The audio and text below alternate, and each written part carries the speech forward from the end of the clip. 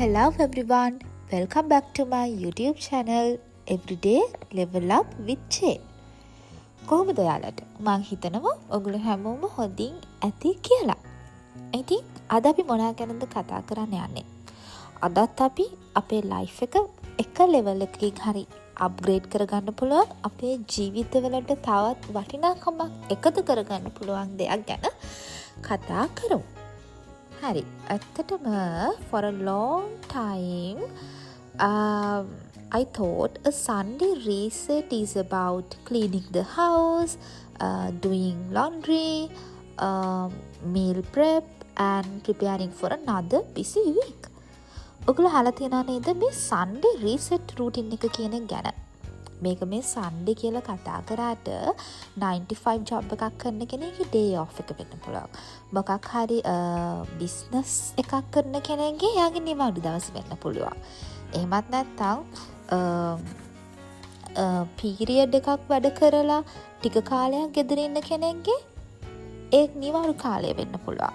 ඉතින් අපි කතා කරන්න යන්නේ මහන්සි වෙලා වැඩ කරන අපි හැමෝටම ලැබෙන නිවාඩු දවස කොහොමද ගත කරන්න කියලා. ඉතින් මගේ Sunday routine එකත් බලන ගමන්ම කතා කරගමු.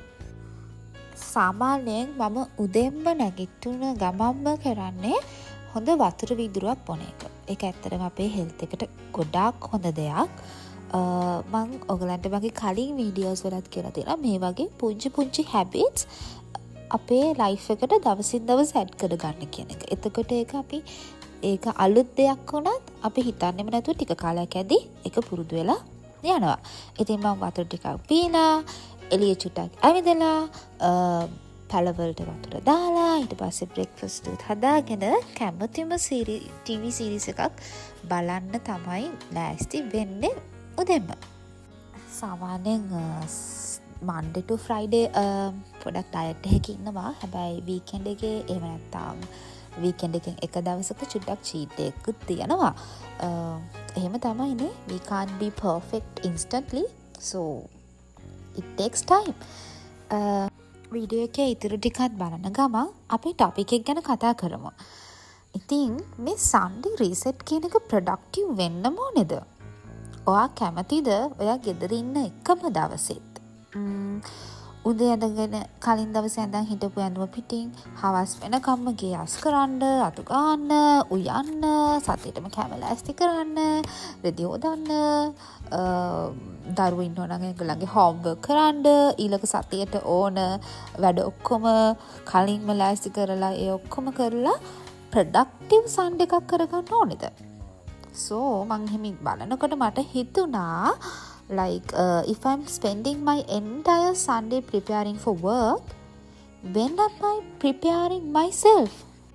Somewhere along the way we started treating Sunday as another productive day, a day to catch up, a day to complete unfinished tasks, or a day to prepare for Monday. හැබැයි මම නම් සාමාන්‍යයෙන් අපි හැමෝම කතා කරන Sunday reset routine. එහෙම නැත්නම් ඔයාගේ දිවාළු දවස reset කරනවා කියලා මුළු දවසම වැඩ කරලා ඒ දවසත් වැඩ කරලම මහන්සි වෙලා නාස්ති කරගන්න කෙනෙක් වෙන්න නම් මං කැමතිම නැහැ. කවුද අකමැති ඔයාගේ දිවාළු දවසේ පොඩ්ඩක් slow down වෙන්න, මොන හරි coffee එකක් හරි tea එකක් හරි නිදහසේ ඉඳගෙන කිසිම rush එකක් නැතුව ඒක enjoy කරන්න, ඔයා කැමතිම hobby එකක් කරන්න, nature එකක් එක්ක චුට්ටක් නිදහසේ ඒක විඳ ගන්න, පොතක් කියවන්න, ඒ වගේ දේවල් වලට කවුද අකමැති? මේ වගේ දේවල් වලට අපි හැමෝම කැමතියි. Because the truth is your mental reset is just as important as your home reset. Home එක විතරක් reset කළා මදි. ඔයාගේ mental reset එක ගැන අනිවාර්යෙන්ම හිතන්න ඕනේ. මේක බලන ඔයාට සමහර විට හිතෙන්න පුළුවන් මොනවාද මේ කියන්නේ? මේවා practicalද? අපිට තියෙන එකම දවස Sunday විතරයි. මේ Sundayට ඉතුරු වෙලා තියෙන වැඩ ටික කරගන්න නැතුව මුළු සතියම වැඩ ඔක්කොම අවුල් කරගන්නද ඕනේ? නැතුව ඒ වගේ දේවල් ඔයාට හිතෙන්න පුළුවන්. විශේෂයෙන්ම ඔයා අම්මා කෙනෙක් නම් ඔයාට දරුවෝ ඉන්නවා, ඉස්කෝලේ යන දරුවෝ ඉන්නවා නම් ඒගොල්ලන්ගේ හෝම්වර්ක් තියෙනවා. පොඩි බබාලා ඉන්නවා නම් ඒගොල්ලන්ගේ වැඩ ගොඩක් තියෙනවා. ඉතින් ඔයා හිතන්න පුළුවන් මේ දේවල් කොහොමද කරන්නේ? මේක හොඳයි තනියම ජීවත් වෙන කෙනෙක්ට. එහෙම නෑ. ඔයා එහෙම හිතුවොත් ඒ කියන්නේ ඔයාට මේ වගේ කාම් සන්ඩේ එකක්, එහෙම නැත්නම් කාම් ඩේ ඔෆ් එකක් කවදාවත් ලබා ගන්න බැහැ. සමහර විට ඔයා හවුස් වයිෆ් කෙනෙක් වෙන්න පුළුවන්. ඒත් ඔයා මතක තියාගන්න ඕනේ සතියට මොනවා හරි එක දවසක් ඔයා වෙනුවෙන් වෙන් කරන්න. මුළු දවසම අවශ්‍ය නැහැ. ඔයා සෝලෝ ඩේට් එකක් යන්න ඕනේ නැහැ ගෙදරින් එළියට. ඔයා දවසෙන් එක පැයක් වෙන් කරන්න ස්ලෝ ඩවුන් වෙන්න. ඒකෙන් කියන්නේ නැහැ ඔයා ඔයාගේ වගකීම් මග අරිනවා කියලා. So when I say keep Sunday for yourself, I don't mean ignoring your responsibilities. What I mean is don't forget yourself while taking care of everyone else, because you cannot pour from an empty cup. ඔයාටම කියලා ටික වෙලාවක් වෙන් කරගෙන ඉන්න එක ඇත්තට මේක ආත්මාර්ථකාමී දෙයක් නෙමෙයි. ඒක අපිට අවශ්‍ය දෙයක්.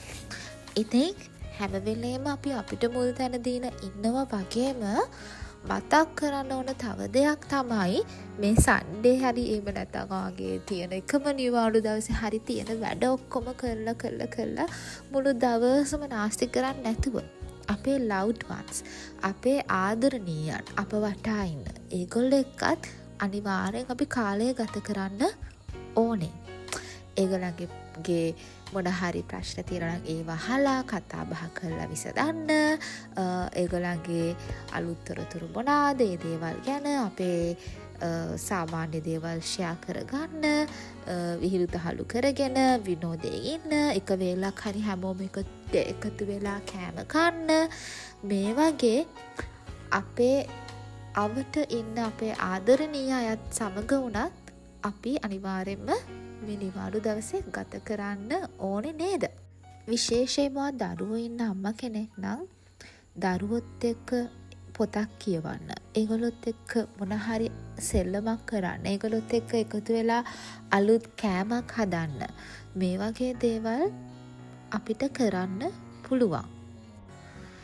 දැන් ඔයා බලනවා ඇති මම මේ තරම් දේවල් සන්ඩේට කරන්න කියනවා. හැබැයි අර ගෙදර තියෙන වැඩ ටික කොහොමද කරගන්නේ කියන එක. ඇත්තටම ඔයාට සතිය දවස් 6ක්ම තියෙනවා මේ වැඩ ටික බැලන්ස් එකේ දවස ගානේ කරන්න. ඒක නිවාඩු දවස් එනකම් ඉන්න ඕනේ නැහැ. ඔයා උත්සාහ කරලා බලන්න. අපි එක අයගේ ලයිෆ් ස්ටයිල්ස් වෙනස්. ඒ නිසා ඔයාටම කියලා ප්ලෑන් එකක් ඔයා හදාගන්න. මම සිකුරාදා ඊළඟ සතියේටම ඕන ඇඳුම් ටික අයන් කරනවා. මම සිකුරාදා හෝ බ්‍රහස්පතින්දා ගෙදර ක්ලීන් කරන වැඩ ඔක්කොම ටික ඉවර කරනවා. ඒ වගේ ඔයාට හිතාගන්න පුළුවන් ඔයාගේ ලයිෆ් ස්ටයිල් එකත් එක්ක ඔයාට ලැබෙන වැඩ කරන දවස් 6 ඇතුළතම මේ වැඩ ඔක්කොම ඉවර කරලා ඔයාට ලැබෙන එකම නිවාඩු දවස් ෆ්‍රී එකේ තියාගන්න. ඒක බැරි නෑ. ඒ ප්ලෑන් එක ඔයා කොලයක් පෑනක් අතට අරගෙන පැත්තක ඉඳගෙන ප්ලෑන් කරන්න. ඒක හරියටම කරගන්න පුළුවන් වෙනවා. අනිත් එක තමයි සමහර අය ඉන්නවා එයා ෆුල් ටයිම් ජොබ් එකක් කරන ගමන් එයාගේ සයිඩ් හසල් එක බිල්ඩ් අප් කරන්න. එයාගේ පාර්ට් ටයිම් ජොබ් එකක්. එහෙම නැත්නම් එයාගේ සයිඩ් බිස්නස් එකේ වැඩ එයාගේ ඩේ ඔෆ් එක දවසේ දාගෙන ඉන්නවා.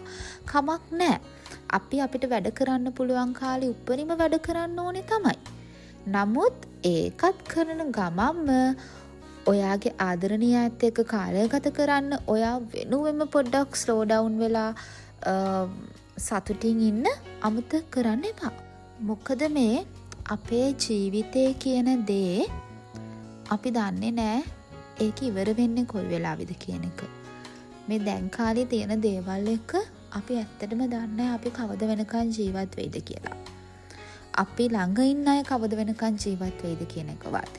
ඒ නිසා ජීවිතේ පසුතැවෙන්න තියාගන්න එපා. මොකද රිග්‍රෙට් කරනවා කියලා කියන්නේ ඒක මනුස්සයට දරාගන්න අමාරුම ෆීලින් එකක්. ඔයා ජීවිතේ ගොඩාක් මහන්සි වෙලා වැඩ කරලා earn කරනවා ඇති. ඒ earn කරන්නේ ඔයාගේ ලොකු dream එකක් වෙනුවෙන්. ඔයාගේ පවුලේ හැමෝම වෙනුවෙන් වෙන්න ඇති. මොකක් හරි ලොකු achievement එකක් කරගන්න වෙන්න ඇති.